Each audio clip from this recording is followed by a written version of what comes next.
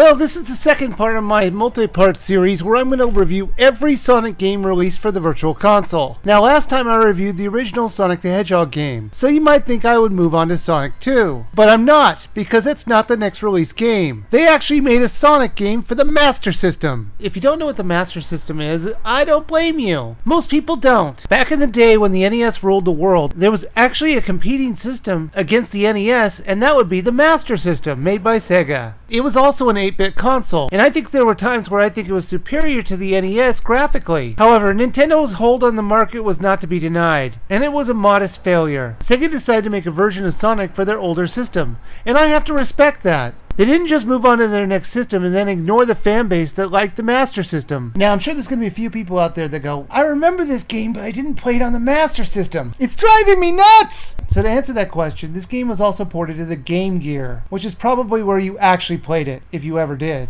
Now, the first thing I have to talk about is the footage you see itself. It's the first 3 levels. That's not because I'm not trying to spoil anything. It's because it's a hard game. The first 2 levels were not that hard, but it got way more difficult in the 3rd level. I played the game many more times, and the 3rd level's about as far as I got. So I guess that makes this a snap judgment review. I haven't done one of those in a while. Now, there are continues in this game, but you have to earn them. They're not just automatic. In order to get a continue, you have to get them in the bonus worlds, but more on that in a little bit. Sonic the Hedgehog for the Master System was definitely different. Graphically, it looked really good for an 8-bit game. In fact, it looked pretty close to the 16-bit original. The story is the same as the 16-bit version, with Sonic trying to rescue his animal friends. Now, one of the main differences between this game and the original game is that this is more about jumping and navigating the worlds, and not about Sonic running fast through the levels. The game couldn't handle Sonic going too fast, and that's proven by all the graphical slowdowns, and there are quite a few. Now, this one is truly a platformer with a lot of tricky jumps. The levels are broken down into 3 acts per world, but one of those acts is just a boss fight. Sonic needs to hold on to 1 ring in order not to die. But one of the other differences in this game is that when you do get hit, only 1 ring will fly out, instead of a bunch of them, and you can't recollect it. So that definitely makes this much harder. The level design itself will remind you of a toned down version of the original game, and that's really a good thing. Now, when you get 50 rings, you will go to a bonus zone.